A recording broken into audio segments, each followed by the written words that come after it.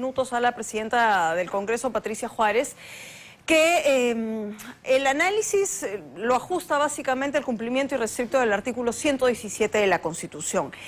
¿De qué va este artículo que lo hemos analizado una y otra vez, sin duda, dentro de la figura presidencial? Quiero darles la bienvenida al doctor Andy Carrión, él es abogado penalista, y al doctor Humberto Abanto, abogado también penalista, que nos acompañan esta noche para analizar este tema. Bienvenidos y gracias por estar esta noche en la mesa. Gracias por la invitación. Gracias a usted. A ver, ¿qué significa el archivo, doctor Carrión? Bueno, el archivo en la comisión permanente simplemente significa de que este caso ya no va a meritar una investigación adicional. Ahora, hay que ver cuáles son los alcances de este artículo, ¿no? Porque mucho se ha venido discutiendo si es que una presidenta o presidente como institución puede ser investigado en el ejercicio de sus funciones. Y esa es la discusión de fondo, ¿no? Porque el término de acusación se había dado en algunas interpretaciones, por ejemplo, iniciales, en las que un presidente no podía ser investigado durante el ejercicio de sus funciones. Luego, dentro de la evolución de ese concepto, y con Castillo se fue afianzando el hecho de que sí podía ser investigado. Y ahora vemos de que el Congreso de la República, desde mi perspectiva, simplemente obedeció los alcances del artículo 117. Pero también debemos de recordar que actualmente existe un recurso pendiente ante el Tribunal Constitucional, esta famosa demanda competencial, que entiendo debería ya de poner los criterios establecidos para interpretar si realmente el alcance de la acusación que está contenida en el artículo 117 abarca o no la posibilidad de que un presidente pueda ser investigado en el ejercicio de sus funciones. Así es que yo creo que el Congreso, además, una investigación preliminar también tiene sus límites, ¿no? El límite es en tanto formule la acusación ante el Congreso, y el Congreso pues no le queda otra opción más que obedecer también lo que está dentro del alcance del artículo 117. Para hacerlo más didáctico, ¿no? Y que usted en casa pueda entender y conozca el artículo 117, ¿no es cierto? Este artículo establece que el presidente de la República solo puede ser acusado durante su periodo presidencial por traición a la patria, por impedir elecciones presidenciales, parlamentarias, regionales, municipales, por disolver el Congreso y por impedir la reunión o funcionamiento del Congreso, Jurado Nacional de Elecciones y otros órganos del sistema electoral. Ese también es su análisis de que, primero, son dos fueros totalmente distintos en donde se está investigando este caso, y que ¿nos ajustamos al análisis de ello, de este artículo? Pero es que no hay otra forma. El artículo 117 de la Constitución lo que establece son las excepciones a la inmunidad presidencial. Para esto hay que prestar atención a la evolución de la institución. El Perú la toma en la Carta de 1828 de la Carta de los Estados Unidos. El modelo de la inmunidad presidencial surge en los Estados Unidos en el gran debate que se realiza en la Convención Constituyente de Filadelfia. Es Anthony Hamilton, quien tiene que sostener esto, y gana la posición en defensa de la estabilidad del sistema político. Entonces el presidente es inmune. ¿Tiene excepciones? Sí, 4. De ellas una sola es delito. Cuando la fiscal de la Nación, el actual y los anteriores, comenzó con la señora Soraya Dávalos, y abrieron investigaciones al presidente, lo que estaban haciendo, desde mi punto de vista, era un obrar inconstitucional, en la medida en que, si se lee la Constitución desde la doctrina de la Corte Interamericana de Derechos Humanos, en el caso Barreto Leiva contra Venezuela, acusación no es lo que piensan en el Código Procesal Penal. La acusación es cualquier imputación penal a una persona desde la más incipiente. Entonces, creo que el Congreso ha obrado de acuerdo al artículo 117. La fiscal de la Nación se ha pronunciado, de hecho hace unos minutos. Tenemos el byte de sus declaraciones. Ok, no lo tenemos aún, pero voy a dar lectura a lo que ella ha dicho. A ver, la señora Espinosa dice lo siguiente, ¿no? Eso es un error. No se puede archivar nada en este momento. No se puede calificar nada, porque eso recién se tiene que hacer cuando ella termine su mandato.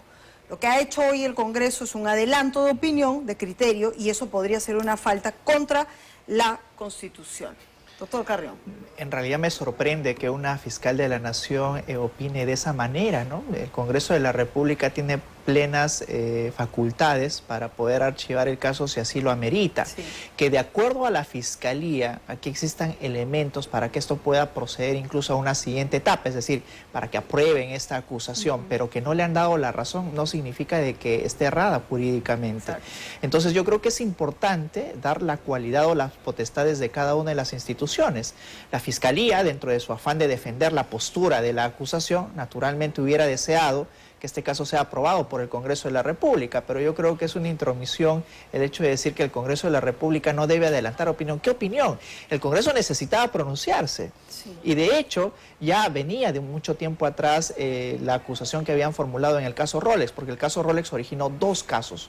Uno, precisamente por el delito de cohecho, que es el que más rápido avanzó, es decir, el Sí. intercambio de favores con el Guayquios Corima, exacto. y otro que tomó más tiempo porque el delito imputado era el de enriquecimiento ilícito y se requieren algunas pericias precisamente para sacar adelante el caso, y es el que último también, en base al cual se ha formulado otra acusación. Entonces, el Congreso está actuando de acuerdo a lo que dice el artículo 117 de la Constitución. A algunos puede gustarles, a otros Sí. no, pero no significa de que debamos transgredir las reglas que la Constitución establece. A ver, la sensación de estas declaraciones son en otro fuero, ¿no? Sin duda hay una relación bastante tensa entre Ejecutivo y la Fiscalía de la Nación, hoy con un elemento más que es el Congreso de la República. ¿Se equivoca la señora Espinosa? De medio a medio, además, al margen de lo que se piense y haciendo la revelación de que el recuerdo de que yo soy abogado defensor de Wilfredo Corima, este Es era un cierto. caso peculiar, porque solo mostró desde mi punto de vista la profunda ignorancia del sistema presupuestal por parte del anterior fiscal de la Nación y de esta. Por una Hablamos razón sencilla. del doctor Villena. Explico. Para que se dé un decreto de urgencia y movimientos presupuestales, no es que el presidente de la República es un rey o es un emperador y llama a su secretario y le dice vamos a dar un decreto de urgencia porque este señor me ha regalado un reloj. Hay un procedimiento en el Sistema Nacional de Presupuesto Público que pasa por el director de Crédito Público, el director de Presupuesto Público, el viceministro de Hacienda, el ministro de Economía y Finanzas, el Consejo de Ministros que aprueba el decreto de urgencia. Era absolutamente absurdo que el señor Villena primero, la señora después, hiciera una investigación que involucraba exclusivamente a la señora Boluarte y al señor Corima. Esto solo mostraba su profunda ignorancia sobre el manejo presupuestal en el Perú y su profundo desconocimiento de la Constitución. Entonces, cuando ella invoca la Constitución, está invocando algo que no conoce. Salgamos un poco de este archivo. Ambos coinciden en que se ha cumplido, ¿no es cierto?, lo de la Constitución y el Congreso tenía facultades para hacerlo. Quiero ir un poco al análisis ya de fondo de lo que va a ser o de lo que viene representando la investigación. ¿Es el único elemento el manejo presupuestal para determinar que no se cumplen los presupuestos en este caso, doctor Carrión? Bueno, habría que ver cuál es el pronunciamiento formal, porque una cosa es de que uno se remita a cuáles son los alcances del artículo 117, es decir, en qué casos aplica la inmunidad parlamentaria, y si formalmente no se cumple con el presupuesto o el requisito, por ejemplo, del delito invocado, o que de alguna manera esto no esté dentro de los presupuestos del artículo 117, tiene la posibilidad el Congreso de la República de decir que por esa formalidad, es decir, el primer paso de análisis de toda subsunción de un hecho bajo un tipo penal o una norma constitucional, ya no amerite la evaluación de fondo. Así es que también es perfectamente posible por un ámbito formal proceder a un archivo. De hecho, en algunas ocasiones se ha hecho, pero por parte de la Fiscalía de la Nación. Recordemos aquí el doctor Abanto mencionó el caso de Martín Vizcarra. Finalmente abrieron investigación, pero luego la suspendieron hasta la culminación de su mandato. Esa fue la interpretación que en su oportunidad Zoraida Ábalos implementó sobre el tema formal del alcance del artículo 117, y ya sabemos toda la historia de la interpretación posterior. Pero yo creo que por elementos formales también. Además de que, como digo, nos guste o no el alcance del artículo 117 es ese, y si no lo queremos, no lo deseamos, pues entonces promovamos una reforma constitucional, que es lo que en realidad aquí debería de ameritar. Y a la luz de lo que está ocurriendo en los últimos mandatos presidenciales, creo que ese es el foco, ¿no? Porque hay quienes interpretan ya este artículo de distinta manera, doctor Abanto. Bueno, yo creo que el Tribunal Constitucional tiene una tarea que cumplir y espero que logre pacificar esto. Nos guste o no nos guste, tome la posición que tome. Bueno, las próximas semanas saldrá ya el fallo, ¿no? Desde mi punto de vista, el tribunal lo que tiene que hacer es ratificar además la práctica histórica. No hay un solo presidente de la República que haya sido acusado por motivos distintos de los que establece la Constitución. Entonces, esto, aquí sí me permite hacer un paréntesis para recordar. La razón por la que la inmunidad parlamentaria, la inmunidad presidencial se da es porque es el mayor responsable de la gestión del Estado. No lo podemos distraer. Si va a estar ocupado en causas privadas, no va a poder atender a los asuntos públicos. Esa fue la razón que se expuso y la razón que triunfó para que se consagrara históricamente la inmunidad presidencial. Entonces, esto es lo que hay que recordar. Entre la búsqueda de la verdad y el ansia de persecución penal, que es de este tamaño en la Constitución, está el problema de la estabilidad política del sistema, que es más importante. No quiere decir que el presidente no pueda ser encartado después, no quiere decir inclusive que podamos hacer una reforma y que se esté impedido hacer una reforma para poner un juicio de residencia y un arraigo del presidente cuando termine su mandato, pero el hecho es que tiene que haber una protección al presidente para que no cualquier loco lo ponga detrás de un fiscal. Ahora, ha sido una semana de mucho respecto de las denuncias constitucionales. De hecho, el doctor Portugal hace unos días daba una conferencia de prensa calificando la conducta de la Fiscalía de la Nación como desafiante y además anunciando una denuncia contra la señora Espinosa. ¿Ese es el camino, creen ustedes?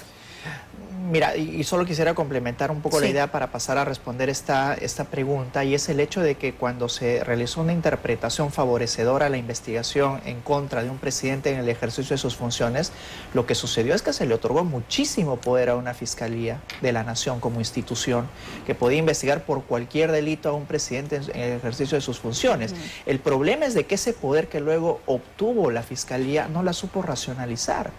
Y se excedió en ello, tal es así que por cada investigación o por cada noticia criminis habría una carpeta tras otra. Nadie protestó, nadie dijo en la época de Pedro Castillo y vemos ahora las consecuencias. Entonces se tiene que manejar también con sensatez el poder que le otorga la Constitución. Ahora vemos de que la Fiscalía acaba ya de promover 5 denuncias constitucionales, una tras otra, y habría que ver si realmente todas tienen sentido o no. Ahora bien, en el tema estrictamente de lo que está sucediendo ya por parte de la presidencia, es decir, tenemos al abogado que dice, bueno, voy a denunciarlo, o quejarla, ¿verdad? Y además dice que es caritativo cuando no va a denunciar a Cavani. Yo creo que eso ya tiene un ánimo revanchista. Las actuaciones de los funcionarios también tienen su propio cauce. Evidentemente tiene la posibilidad de formular su queja ante la Junta Nacional de Justicia, no hay ningún inconveniente con ello, pero anunciarlo y ya, digamos, establecer el parámetro de litigio en un ámbito estrictamente ya político, de instrumentalización de las instituciones, hace que el parámetro arbitrario que puede usar la Fiscalía de la Nación también la esté utilizando ahora la Presidencia de la República, y yo diría que más bien debería únicamente concentrarse en los ámbitos que la norma establece, pero no con un ánimo revanchista, ¿no? Sino más bien identificando realmente los ámbitos de arbitrariedad en los que podría caer la actuación de la Fiscal de la Nación. Bueno, sí, ¿no? El doctor Portugal está jugando ahí un papel también de abogado, más político que de abogado. Me parece interesante el análisis del doctor Carrión respecto de lo que la Fiscalía hace abriendo o aceptando en todo caso estas denuncias constitucionales. ¿Usted tiene la misma sensación? Tengo la clara sensación de que hay una vocación desestabilizadora en materia política. Pero creo que a la Presidenta de la República y a su defensa les corresponde entender el sentido del equilibrio y de la prudencia. No tengo ninguna duda de que la señora podría tener todos los derechos que considere convenientes para interponer una queja, pero no es cualquier persona. Es el primer mandatario, es el jefe del Estado, el jefe de gobierno, y por lo tanto tiene que darse cuenta de que esta no es la manera de ir elevando los decibeles de una discusión innecesariamente. Aquí es el momento de, vamos a esperar el fallo del Tribunal Constitucional, que va, espero, a moderar esto, a poner las cosas en orden y a decir, oiga, al presidente lo vamos a estar sometiendo a diligencias preliminares de investigación con el capricho de un fiscal, y ya haciéndolo cruzar desde el Palacio de Gobierno hasta la cuadra 5 de la avenida Bancay, cada vez que le dé la gana al fiscal de la Nación. Eso no está bien. Estoy seguro que el tribunal ponderará esto y dará un fallo que, supongo, pacificará al menos de manera formal la discusión en el país. Lo que tiene que aprender el sector político es a la continencia. O sea, no es esta incontinencia verbal, esto de yo respondo y hacer las refriegas verbales, no corresponde a los jefes de un órgano constitucionalmente autónomo y de un poder del Estado. Bueno, y capitalizar errores, ¿no? Finalmente será el tribunal quien tenga que zanjar el tema en un par de semanas. Vamos a estar atentos. Es inevitable no analizar lo que ocurre, ¿no es cierto?, como respuesta en esta suerte de choque, ¿no?, con la presidenta Dina Boluarte, que lo ha hecho hoy nuevamente desde Caraballo en la inauguración de uno de los colegios bicentenarios, ¿no? Estuvo acompañada del ministro Quero. Vamos a ver esas imágenes, vamos a escuchar cuáles fueron sus declaraciones y regresamos. No trabajamos para aquellas encuestas que dicen que la presidenta tiene una aprobación del 0%. Qué bueno que me hayan puesto 0%, porque eso es lo que les he dicho. Póngame 0-0 y nos vamos a penales, a ver quién mete más goles. Y estos son los goles que mete el gobierno. No es un copy-pega de un discurso anterior en un mismo escenario, ¿no? Porque ya lo ha hecho antes. El único diferencial, ¿no es cierto?, con el pasar de los días es que su aprobación ha ido a 0 y que hoy el contexto sin duda es otro. Yo sé que el análisis de ustedes es básicamente jurídico, pero no podemos dejar de comentar esto. Bueno, y este 0% tiene que ver con cuestiones también jurídicas, ¿no? El tema de la legitimidad del ejercicio del poder. Si bien es cierto, esta legitimidad se otorga con una elección en un momento determinado. Y recordemos de que Dina Boluarte también, a favor suyo, ha sido elegida dentro de una plancha presidencial. Sin embargo, la legitimidad del ejercicio progresivo del poder también implica aceptación de la población. Y ese es el gran inconveniente, porque las medidas que pueda ir tomando el Ejecutivo no van a ser aceptadas por la población. Y ese es el gran problema. El orden de mando, la estructura, la jerarquía propia del funcionamiento del Estado, el tomar en serio, por ejemplo, las medidas económicas, políticas, etcétera, que pueda ir tomando. Y ese es el principal inconveniente. Yo creo que ese 0% sí tiene mucho de jurídico relacionado sobre todo al ejercicio legítimo del poder. Y hay quienes han analizado esta legitimidad desde la asunción, cuando, bueno, Pedro Castillo sale del poder y ella asume. No, pero a ver, son los mismos que no dijeron nada porque el señor Vizcarra dijo: si se va Pedro Pablo Kuczynski yo también me voy. Y los que hoy día dicen que la señora Boluarte es ilegítima son los que defendían la legitimidad del señor Vizcarra. Entonces, hay que empezar a dejar de lado el capricho en el análisis político para fijarnos en los temas importantes. Para empezar, el Perú no tiene una democracia demoscópica, eso no es lo que dice su Constitución. O sea, la legitimidad no depende de las encuestas, porque además ni siquiera sabemos cómo las hacen. La legitimidad depende de que no rompa los cánones constitucionales.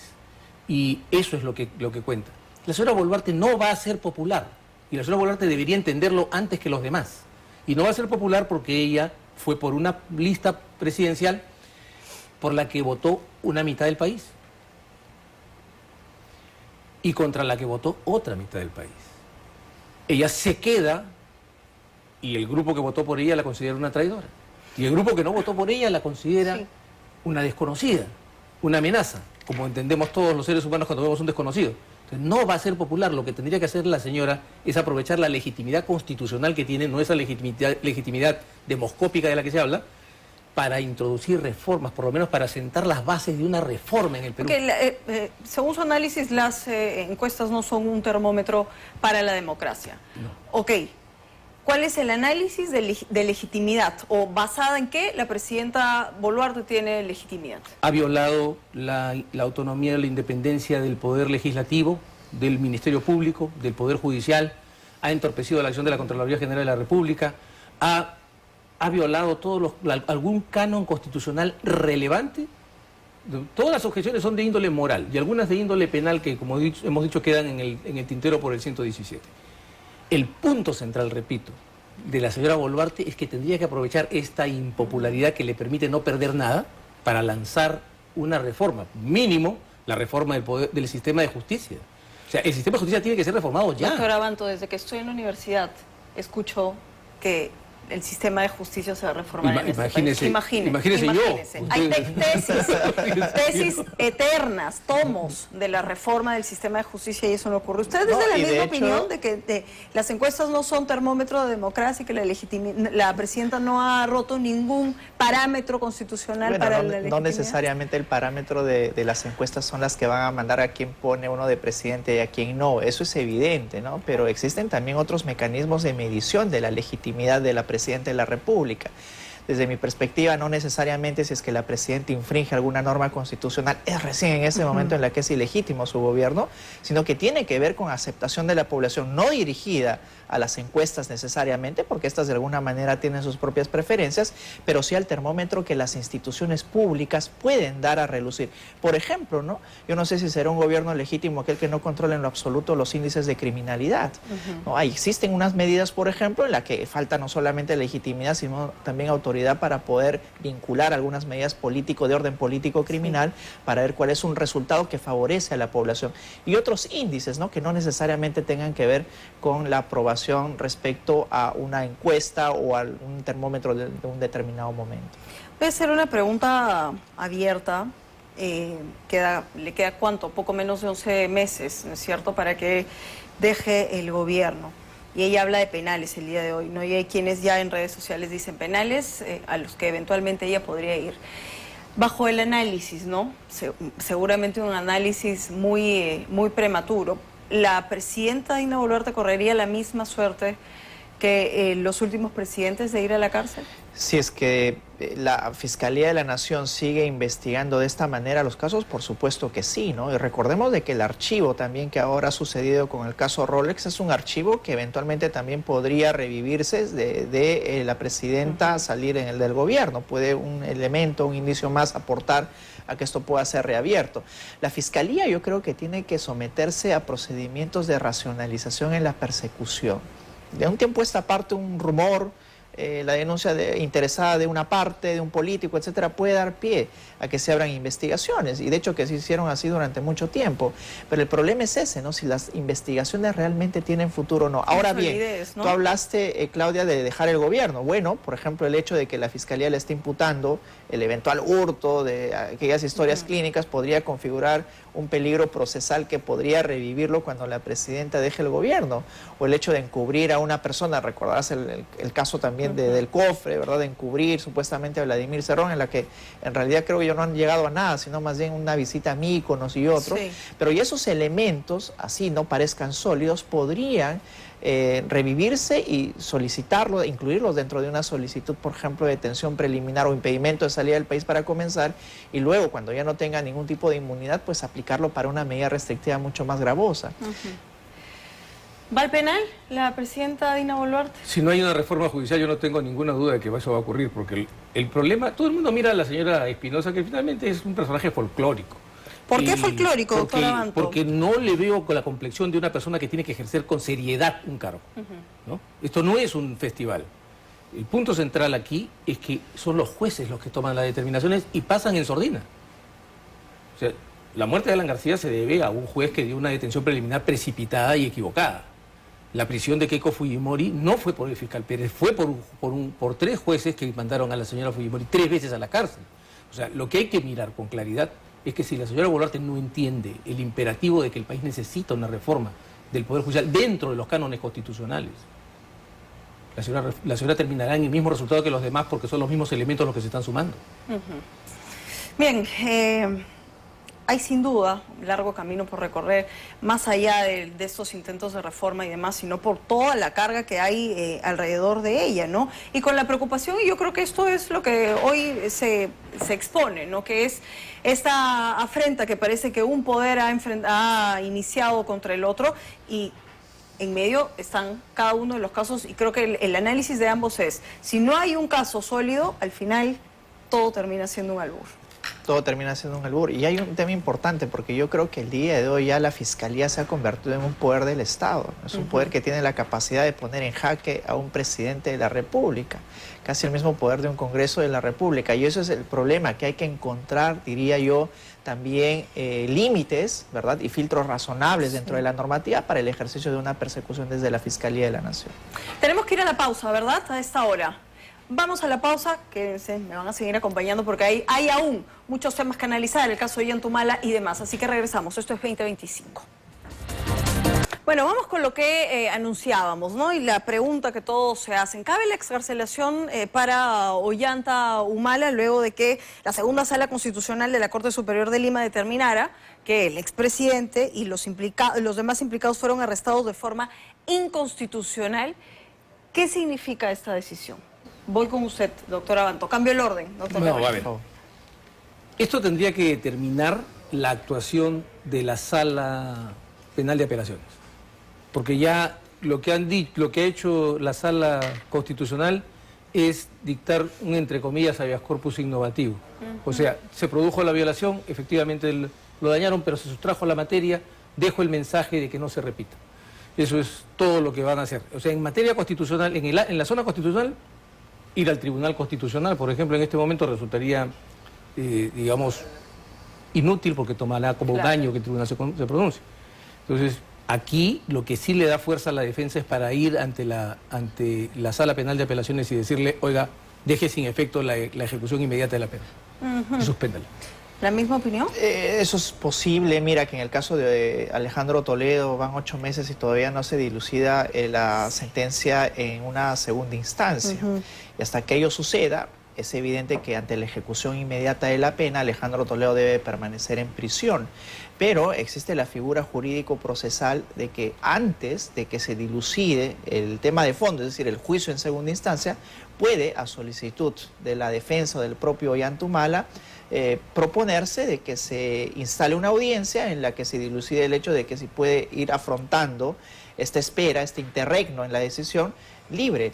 Y ese es un punto que también en el Código está perfectamente posible establecido. Pero ya, como lo dijo el doctor Abanto, pues ha perdido competencia el Tribunal de Primera Instancia y ya no puede pronunciarse en lo absoluto sobre ello. Sí, solo quiero que quede claro un poco lo que procedimentalmente ha ocurrido acá, ¿no? Para que no haya confusión a quienes se están preguntando qué fue lo que pasó y qué tan importante es esta sala para determinar esto, si es vinculante o no. Se presenta un habeas corpus, ¿no es cierto? Lo presenta, me parece... Ilian Heredia. Sí. Hagamos la guía del habeas corpus. ¿Qué es un habeas corpus?